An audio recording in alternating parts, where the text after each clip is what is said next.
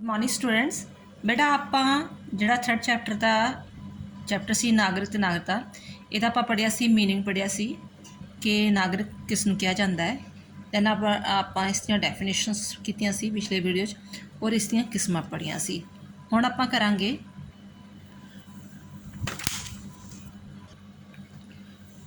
नागरिकता प्राप्त करन दीयां जिहड़ियां हैगियां विधियां। वो दो ढंग ने, एक तो हैगा जन्म तो नागरिक, दूसरा हैगा राजकृत नागरिक। जन्म तो नागरिक बेटा जेकर मान लो कि किसी के पेरेंट्स उस देश के ने, ठीक है ना, तो नैचुरली बच्चे नूं भी उस देश की नागरिकता मिल जाती है, जां जिथे उसका जन्म होया वा वो जन्म स्थान तो नागरिकता मिल जाती है। तो कई बच्चों नूं जिहड़ी दोहरी नागरिकता भी मिल जाती है, जन्म स्थान ते भी ते अपने माँ बाप की। मान लो माँ बाप इंडियन ने, वो अज आस्ट्रेलिया रह रहे हैं, उन्होंने इंडियन की नागरिकता भी मिलेगी और आस्ट्रेलिया की नागरिकता भी मिलेगी। नैक्सट अपना हैगा कि जी राजकृत नागरिकता दो तरह की आप पढ़ी सी कि हाँ, एक होंगी जन्म के आधार पर नागरिकता, दूजी होंगी है जी राजकृत नागरिकता। तो राजकृत जी नागरिकता वा मैथड ऑफ एक्योरिंग नैचुरलाइज्ड सिटीजनशिप जी हैगी वो किवें प्राप्त की जाती हैगी आ। फस्ट ਇਹਦਾ पॉइंट है कि लंबा निवास। ਜਦੋਂ ਕਹਿੰਦਾ ਵਿਦੇਸ਼ੀ ਕੋਈ ਲੰਮੇ ਸਮੇਂ ਤੋਂ ਕਿਸੇ ਦੂਜੇ ਰਾਜ ਵਿੱਚ ਰਹਿ ਰਿਹਾ ਤਾਂ ਉਸ ਨੂੰ ਉੱਥੋਂ ਦੀ ਨਾਗਰਿਕਤਾ ਮਿਲ ਜਾਂਦੀ ਆ। ਮੰਨ ਲਓ ਕੋਈ ਇੰਡੀਅਨ ਜਿਹੜਾ ਹੈਗਾ ਵਾ ਉਹ ਅਮਰੀਕਾ 'ਚ ਰਹਿ ਰਿਹਾ ਵਾ, ਬ੍ਰਿਟੇਨ 'ਚ ਰਹਿ ਰਿਹਾ, ਕੈਨੇਡਾ 'ਚ ਰਹਿ ਰਿਹਾ, ਹਰੇਕ ਦੇਸ਼ ਦੀਆਂ ਆਪਣੀ ਆਪਣੀ ਕੰਡੀਸ਼ਨਸ ਆ ਕਿ ਕਿੰਨੇ ਸਾਲਾਂ ਬਾਅਦ ਉਸ ਨੂੰ ਨਾਗਰਿਕਤਾ ਦੇਣੀ ਆ, ਤਾਂ ਉਸ ਉੱਥੇ ਉੱਥੋਂ ਦੀ ਨਾਗਰਿਕਤਾ ਮਿਲ ਜਾਂਦੀ ਆ। ਸੈਕੰਡਲੀ ਹੈਗੀ ਵਿਆਹ। ਜੇਕਰ ਕੋਈ ਨਾਗਰਿਕ ਉੱਥੋਂ ਦੇ ਫੋਰਨ ਵਿੱਚ ਜਾਂਦਾ ਹੈ, ਕੋਈ ਕੈਨੇਡਾ, ਬ੍ਰਿਟੇਨ, ਅਮਰੀਕਾ ਜਾਂਦਾ, ਉੱਥੋਂ ਦੇ ਨਾਗਰਿਕ ਨਾਲ ਵਿਆਹ ਕਰਵਾ ਲੈਂਦਾ ਤਾਂ ਵੀ ਉੱਥੋਂ ਦੀ ਨਾਗਰਿਕਤਾ ਪ੍ਰਾਪਤ ਹੋ ਜਾਂਦੀ ਹੈਗੀ ਆ। ਨੈਕਸਟ ਹੈ संपत्ति खरीदना, प्रॉपर्टी खरीदना। मान लो कि जेकर कोई देश कई देशों इस तरह होंदा कि किसी विदेशी द्वारा उस देश की जेकर प्रॉपर्टी खरीद ली जाती है।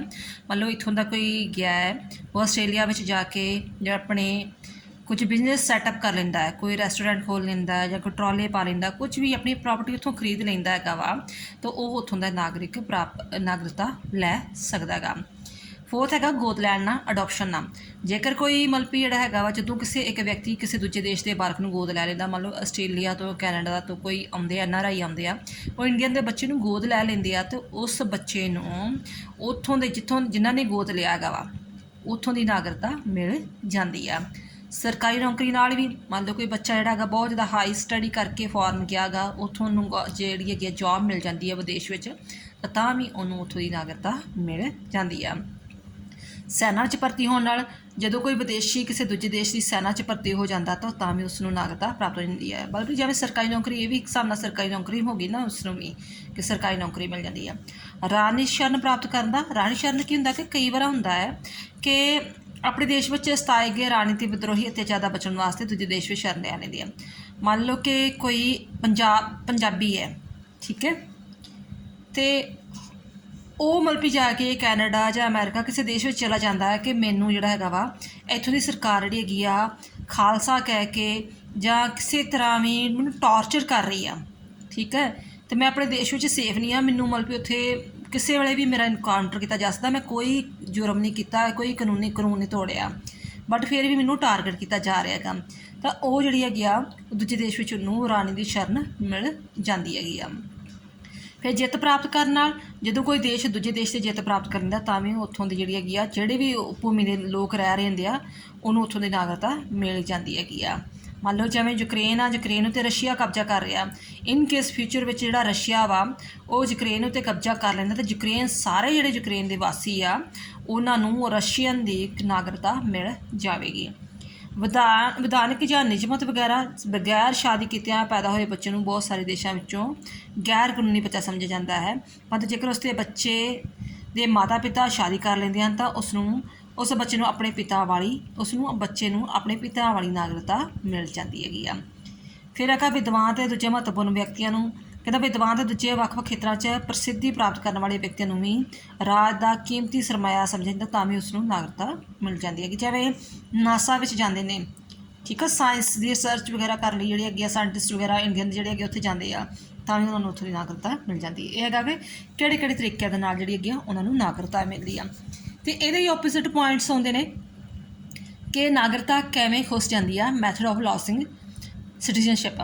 ਜੇਕਰ ਮੰਨ ਲਓ ਜੇਕਰ ਵਿਆਹ ਰਾਹੀਂ ਮਤਲਬ ਨਾਗਰਿਕਤਾ ਮਿਲ ਰਹੀ ਆ, ਇੱਕ ਨੇ ਇੰਡੀਅਨ ਨੇ ਕਿਸੇ ਆਸਟ੍ਰੇਲੀਆ ਵਾਲੇ ਨਾਲ, ਕੈਨੇਡਾ ਨਾਲ ਜਾਂ ਇੰਗਲੈਂਡ ਵਾਲੇ ਨਾਲ ਮੈਰਿਜ ਕਰਵਾ ਲਈ ਆ, ਉਹਨੂੰ ਉੱਥੋਂ ਦੀ ਨਾਗਰਿਕਤਾ ਮਿਲ ਗਈ ਅਤੇ ਨੈਚੁਰਲੀ ਉਹਨੂੰ ਆਪਣੇ ਦੇਸ਼ ਦੀ ਨਾਗਰਿਕਤਾ ਉਸ ਦੀ ਖੁੱਸ ਜਾਵੇਗੀ।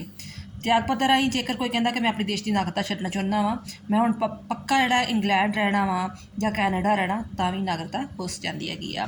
ਨੈਕਸਟ ਹੈ, ਜੇਕਰ ਕੋਈ ਲੰਮੇ ਸਮੇਂ ਤੋਂ 10-15 ਸਾਲ ਤੋਂ ਉਹ ਵਾਪਸ ਨਹੀਂ ਦੇਸ਼ ਵਿੱਚ ਆ ਰਿਹਾ, ਤਾਂ ਵੀ ਉਸ ਦੀ ਦੇਸ਼ ਦੀ ਨਾਗਰਿਕਤਾ ਹੋ ਜਾਂਦੀ, ਕਿਉਂਕਿ ਜਿਵੇਂ ਤੁਹਾਨੂੰ ਪਤਾ 5 ਸਾਲਾਂ ਬਾਅਦ ਇਲੈਕਸ਼ਨ ਹੁੰਦੀ ਆ, ਆਇਡੈਂਟੀ ਕਾਰਡ ਬਣਦੇ ਦਾ, ਵੋਟਰ ਕਾਰਡ ਬਣਦਾ, ਜੇਕਰ ਉਹ ਐਬਸੈਂਟ ਹੀ ਪਾਇਆ ਜਾ ਰਿਹਾ 10-15 ਸਾਲ ਤੋਂ, ਤਾਂ ਵੀ ਉਸ ਦੇਸ਼ ਦੀ ਨਾਗਰਿਕਤਾ ਹੋ ਜਾਂਦੀ ਆ।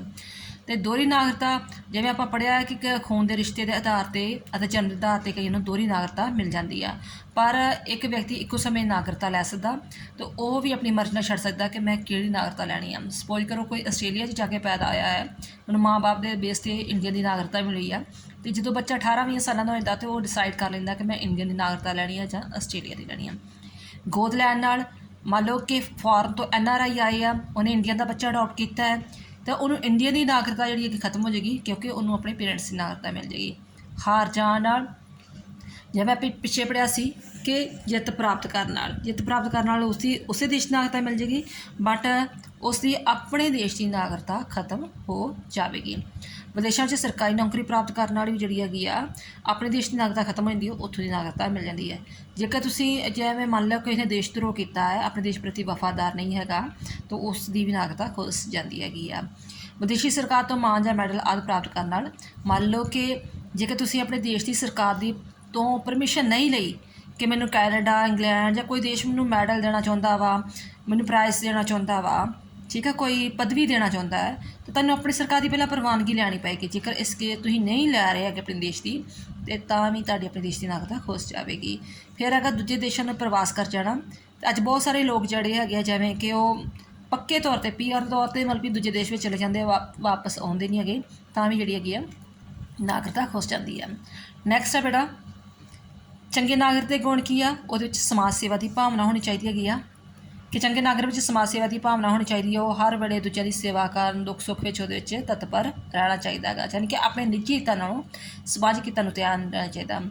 ਨੈਕਸਟ ਹੈਗਾ ਸੈਲਫ ਕੰਟਰੋਲ ਹੋਣਾ ਚਾਹੀਦਾ, ਉਹਦੇ 'ਚ ਧਨ ਦੀ ਲਾਲਸਾ, ਸ਼ਕਤੀ ਦੀ ਲਾਲਸਾ, ਇਹੋ ਜਿਹਾ ਕੁਝ ਨਹੀਂ ਹੋਣਾ ਚਾਹੀਦਾ, ਅਤੇ ਆਪਣੀਆਂ ਜਿਹੜੀਆਂ ਫੀਲਿੰਗਸ ਵਗੈਰਾ 'ਤੇ ਕੰਟਰੋਲ ਹੋਣਾ ਚਾਹੀਦਾ ਹੈ।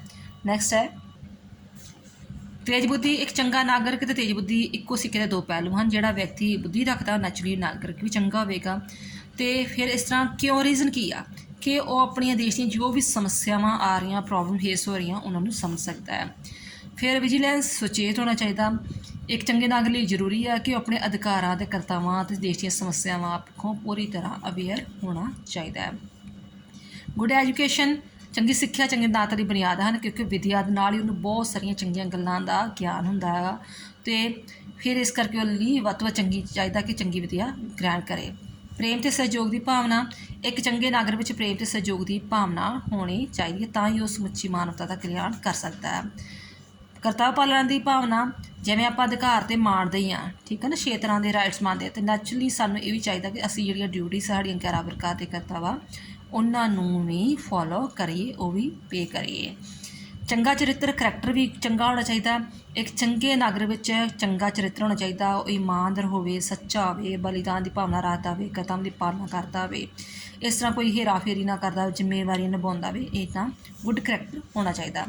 ਪੇਸ਼ੈਂਸ ਬਹੁਤ ਹੋਣਾ ਚਾਹੀਦਾ, ਟੋਲਰੇਸ਼ਨ ਵਗੈਰਾ, ਅਤੇ ਸਹਿਣਸ਼ੀਲਤਾ ਦਾ ਚੰਗਾ ਗੁਣ ਹੋਣਾ ਚਾਹੀਦਾ। ਲੋਕਤੰਤਰੀ ਰਾਜਾਂ ਵਿੱਚ ਨਾਗਰਿਕਾਂ ਨੂੰ ਦੂਜਿਆਂ ਦੀ ਆਲੋਚਨਾ ਕਰਨ ਦਾ ਠੀਕ ਅਧਿਕਾਰ ਹੈਗਾ ਵਾ, ਅਤੇ ਦੂਜਿਆਂ ਕੋਲੋਂ ਵੀ ਆਲੋਚਨਾ ਨੂੰ ਸਹਿਣ ਕਰਨ ਦਾ ਅਧਿਕਾਰ ਹੋਣਾ ਵੀ ਸਮਰੱਥਾ ਹੋਣੀ ਚਾਹੀਦੀ ਹੈਗੀ, ਕਿ ਜੇ ਮੇਰੀ ਕੋਈ ਆਲੋਚਨਾ ਕਰ ਰਿਹਾ ਤਾਂ ਮੈਂ ਉਸ ਚੀਜ਼ ਨੂੰ ਪੇਸ਼ੈਂਸ ਨਾਲ ਸੁਣ ਸਕਾਂ। ਡਿਸਿਪਲਨ ਹੋਣਾ ਚਾਹੀਦਾ, ਸਿਹਤ ਚੰਗੀ ਹੋਣੀ ਚਾਹੀਦੀ ਹੈ, ਅਤੇ ਉਹਦੇ ਵਿਚਾਰ ਬਹੁਤ ਜ਼ਿਆਦਾ ਬਰੋਡ ਮਾਈਂਡਡ ਹੋਣੇ ਚਾਹੀਦੇ, ਕਿ ਉਹ ਕਿਸੇ ਇਹ ਕਵੇ ਕਿ ਮੈਂ ਪੰਜਾਬੀ ਹਾਂ, ਮੈਂ ਬਿਹਾਰੀ ਹਾਂ, ਜਾਂ ਕਿਸੇ ਤਰ੍ਹਾਂ ਇਸ ਤਰ੍ਹਾਂ ਦੀ ਕੋਈ ਚੀਜ਼ ਨਾ, ਪ੍ਰਾਂਤਵਾਦ ਵਾਲੀ ਕੋਈ ਗੱਲ ਨਾ ਆਵੇ, ਭਾਸ਼ਾਵਾਦ, ਜਾਤੀਵਾਦ, ਸੰਪਰਦਾਇਤਾਵਾਦ, ਇਹ ਜਿਹੇ ਸੋਹਣੇ ਵਿਚਾਰਧਾਰਾ ਤੋਂ ਉਹ ਉੱਪਰ ਉੱਠੇ, ਠੀਕ ਹੈ। ਨੈਕਸਟ ਹੈ ਦੇਸ਼ ਭਗਤੀ ਦੀ, ਉਹਦੇ ਵਿੱਚ ਭਾਵਨਾ ਹੋਣੀ ਚਾਹੀਦੀ ਹੈ। ਆਰਥਿਕ ਸਥਿਤੀ ਹੋਣੀ ਚੰਗੀ, ਜੇਕਰ ਉਹਦੀ ਆਰਥਿਕ ਸਥਿਤੀ ਚੰਗੀ ਆ ਤਾਂ ਹੀ ਉਹ ਦੇਸ਼ ਵਿੱਚ ਦੀਆਂ ਸਮੱਸਿਆਵਾਂ ਚੰਗੀ ਤਰ੍ਹਾਂ ਸਮਝੇਗਾ, ਵੱਧ ਚੜ੍ਹ ਕੇ ਭੂਮਿਕਾ ਨਿਭਾਏਗਾ। ਕਾਨੂੰਨ ਦੀ ਪਾਲਣਾ ਕਰਦਾ ਹੋਵੇ ਅਤੇ ਸੈਲਫਲੈਸ ਸਰਵਿਸ ਵਗੈਰਾ ਕਰਦਾ ਹੋਵੇ। ਨੈਕਸਟ ਆਪਣੀ ਵੋਟ ਦਾ ਠੀਕ ਪ੍ਰਯੋਗ ਹਮੇਸ਼ਾ ਕਰਦਾ ਹੋਵੇ, ਕਿਸੇ ਲਾਲਚ ਵਿੱਚ ਆਣ ਕੇ ਵੀ ਵੋਟ ਨੂੰ ਨਾ ਵੇਚਦਾ ਹੋਵੇ। ਮਿਹਨਤੀ ਹੋਵੇ, ਨਿਡਰ ਹੋਣਾ ਚਾਹੀਦਾ ਤੇ ਉਹਦੇ ਵਿੱਚ ਅੰਤਰਰਾਸ਼ਟਰੀ ਦੀ ਭਾਵਨਾ ਹੋਣੀ ਚਾਹੀਦੀ ਆ ਤੇ ਉਹਦੀ ਸੋਚ ਜਿਹੜੀ ਹੈਗੀ ਆ ਨਾ ਉਹ ਅੰਧ ਵਿਸ਼ਵਾਸ ਵਾਲੀ ਨਹੀਂ ਹੋਣੀ ਚਾਹੀਦੀ ਹੈ। ਉਹਦੀ ਪ੍ਰੋਗਰੈਸਿਵ ਆਊਟਲੁੱਕ ਹੋਣੀ ਚਾਹੀਦੀ ਹੈ ਕਿ ਮੈਂ ਖੁਦ ਵੀ ਤਰੱਕੀ ਕਰਨੀ ਆ, ਪਰਿਵਾਰ ਦੀ ਤਰੱਕੀ ਕਰਨੀ ਤੇ ਦੇਸ਼ ਦੀ ਤਰੱਕੀ ਵੀ ਕਰਨੀ ਆ। ਠੀਕ ਹੈ, ਆਈ ਹੋਪ ਤੁਹਾਨੂੰ ਇਹ ਚੀਜ਼ਾਂ ਸਮਝ ਆ ਗਈਆਂ ਹੋਣਗੀਆਂ।